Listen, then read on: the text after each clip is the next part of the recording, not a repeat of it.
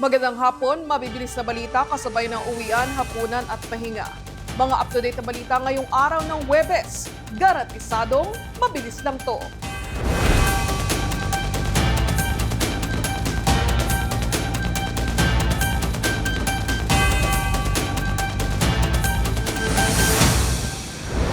Naging matipid ang pahayag ng Malacanang hinggil sa kalagayan ng kalusugan ni Pangulong Bongbong Marcos.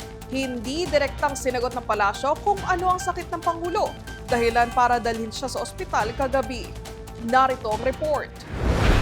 Kasalukuyang under medical observation si Pangulong Bongbong Marcos dahil sa nararamdaman niyang discomfort. Yan ang inanunsyo ng Malacanang kanina, pero hindi naman direktang tinukoy kung anong uri ng discomfort ang naramdaman ng Pangulo.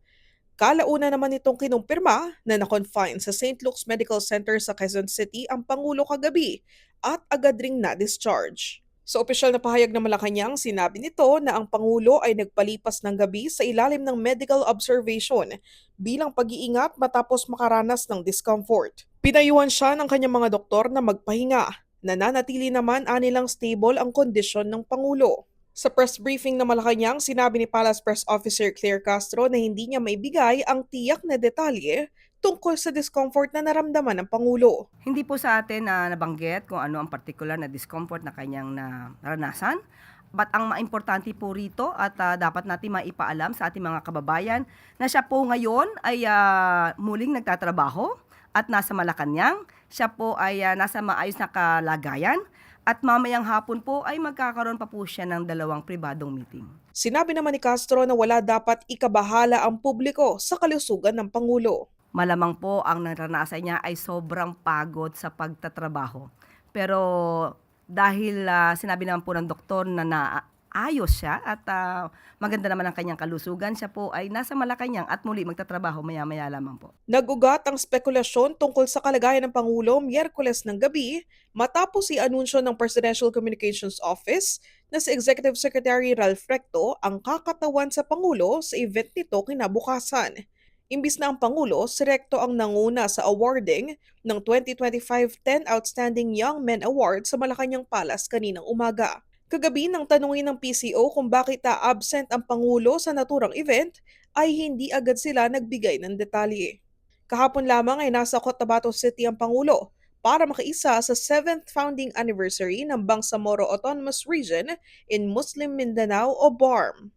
Samantala, inihain kaninang umaga sa Kamara ang ikalawang impeachment complaint laban kay Pangulong Marcos. Inihain ang reklamo ng progressive group na Bagong Alyansang Makabayan o Bayan na pinangungunahan ni Renato Reyes dahil sa umunoy pagtataksil ng Pangulo sa tiwala ng bayan.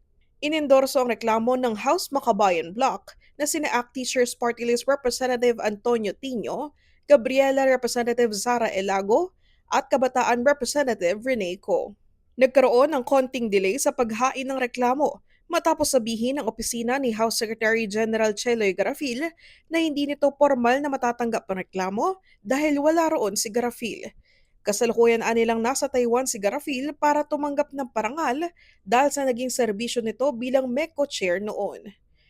Giit na opisina ni SecGen walang ibang otorisadong tumanggap ng reklamo. Pero ayon kay Atty. Nery Colmenares at Teddy Casino, iniwan nila ang kopya ng reklamo sa opisina ni Garafil dahil itinuturing na nila itong officially filed.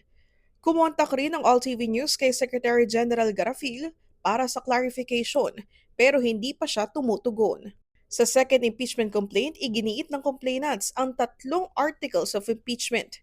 Una, alegasyon na nag-institutionalize ang Pangulo ng sistematikong korupsyon na nagpatibay umano sa pork barrel system. Pangalawa, pag-abuso sa discretionary power sa unprogrammed appropriations. At pangatlo, ang direct involvement umano ng Pangulo sa budget insertions at kickback scheme. Ang reaksyon naman dyan ng Malacanang, Unang-una po kasi pag sinabi nilang abusive, kailangan talaga i-prove to. Kung wala lang po sila mailalagay na anumang pruweba sa kanilang complaint, naggagawa lamang po sila ng kwento, naghahabi ng istorya. At po sila yung kickbacks, kailangan po pa rin patunayan ito. Hindi po pwedeng nasa guni-guni ng isipan ng tao. kaugnay niyan mag-aalas 4 ng hapon kanina nang ihain ang ikatlong impeachment complaint laban sa Pangulo. Inihain niya ni Ilocos Sur Governor Chavit Singson, dating Congressman Mike Defensor, dating Congressman Jacinto Paras, Attorney Ferdinand Topacio at iba pa. Pero hindi pa malinaw sa ngayon kung tinanggap ito ng Office of the Secretary General ng House of Representatives. Cambodia o Thailand, ito ang mga lugar na maaaring pinagtataguan ngayon ng gambling lord na si Charlie Atong Ang. Ito ang sinabi ng star witness na si Julie Patidongan kay Interior Secretary John Vic Remulla. Ayon pa kay Patidongan, maraming kakilala ang kanyang dating boss sa mga nasabing bansa. Mabilis na balitang hatid ni Ralph Lopez. Iniimbestigahan na ng Department of the Interior and Local Government o DILG ang natanggap nilang ulat na sa Cambodia at Thailand nagtatago si Charlie Atong Ang. Ayon kay DILG Secretary John Vic Remulla, nanggaling ang nasabing impormasyon sa star witness na si Julie Dondon Patidongan. Dagdag pa ni Remulla, nagsasagawa ng online sabong operation si Ang sa Cambodia. Nakikipag-ugnayan na rin ang Pilipinas sa otoridad ng Cambodia para mahanap si Ang. Nagkaroon rin ng operations doon si Charlie Atong Ang ng e-sabong. So may sarili siyang gaming outfit doon sa Cambodia. Now we are in contact with the police authorities there. Nagko-coordinate ng ating PNP para makukuha ng more solid information. Pero ang pag-repatriate ito ay mas effective siguro ay ihintayin natin si Pangulo na kapag-usapin ng kanyang counterpart doon sa Cambodia para sila na mag-usap para maibalik agad dito kung ano doon siya. Batid umano ng DILG na sandamakmak ang pera ni Ang na halos lahat kaya nitong bilhin pero ginagarantiya nilang mauhuli at mahanap ito. Bagamat hindi pa beripikado, sinabi ng kalihim na hindi sinasantabi ang posibilidad na dumaan ito ng backdoor lalo pa at wala daw itong record sa Bureau of Immigration na lumabas ng bansa. Kahapon, isinuko na ng negosyanteng si Atong Ang sa pamamagitan ng kanyang legal counsel ang 5 niyang baril sa mga otoridad matapos bawiin ng PNP Firearms and Explosives Office ang kanyang firearms license. Kabilang dito ang isang Colt rifle, .556 caliber, Glock 9M, Sig Sauer 9mm, Smith & Wesson 38 caliber at Battle Arms Development 9mm pistol. Hindi kasama sa mga isinukong baril ang .260 caliber Bud rifle ni Ang dahil nawala umuno ito nitong October 2025. Sa iba pang mga balita, viral Russian vlogger na nag-HIV scare sa BGC Taguig, inaresto ng Bureau of Immigration. At driver ng dump truck inisyuhan ng show cause order ng LTO matapos banggain ang pampasaherong jeep sa Luna, Isabela. Naglabas ng show cause order ang Land Transportation Office Region 2 laban sa driver ng dump truck na nakabangga sa jeep na nagresulta ng pagkamatay at pagkasugat ng maraming pasahero sa Luna, Isabela kahapon. Batay sa SCO, ang sangkot na driver ay inaakusahan ng paglabag sa batas trapiko sa kasong reckless driving at improper person to operate a motor vehicle.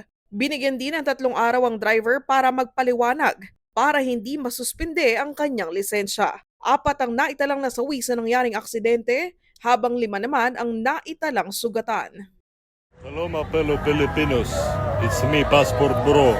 I'm here to spread HIV. Inaresto ng Bureau of Immigration ang nag-viral na Russian vlogger na nagbantang magkakalat ng HIV habang nasa Pilipinas. Kilala ang 21-year-old na dayuhan na si Nikita Chekhov na inaresto sa isang condominium building sa Quezon City.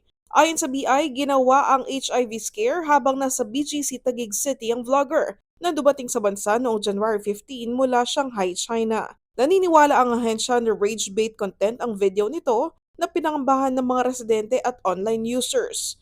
Nakapiit na ang Russian national sa detention facility ng BI habang nakabinbin ang kanyang deportation proceedings. At sa sports balita, nakaginto muli sina Ernie Gawinan at Gary Behino sa 13th ASEAN Para Games sa Thailand. At Alex Ayala handa ng sumabak sa Philippine Women's Open. Mabilis na balitang hatid ni Enzo Lacap. Golden streak ang ginawa ni na Ernie Gawilan at Gary Behino matapos manguna sa 400-meter swimming S6 at S7 category sa 13th Asian Para Games sa Thailand. Bukod sa gintong medalya, nagtala rin ng new games record para sa S6 category si Behino. Nagtala naman ng games best time si Gawilan para sa S7 category. Nakakuha rin ng pangalawang silver medal sa swimming si Marco Tinamisan para sa 200-meter S3 at S4 category. Dumating na sa bansa kagabi si Pinay tennis star Alex Ayala para sa kauna-unahang Philippine Women's Open na gaganapin sa Rizal Memorial Tennis Center. Excited maglaro ang 20 anyos na dalaga sa kanyang home turf kasama ang iba pang international tennis stars. Yes, I will be playing next week. I'm looking forward to it, and I hope people can show up and support the Pinays. Gaganapin ang qualifying draw sa January 24 to 25, habang January 26 to 31 naman ang main draw. Enzo Lacap, All TV News, Channel 2. Yan ang mga balitang nakalap ng All TV News ngayong hapon. Para sa iba pang balitang mabilis, bisitahin ang aming website alltv.ph/news. I-like at i-follow din ang aming social media accounts. Mapapanood yun na rin kami sa Planet Cable Channel 3. Ako si Michelle Giliam. Magandang hapon.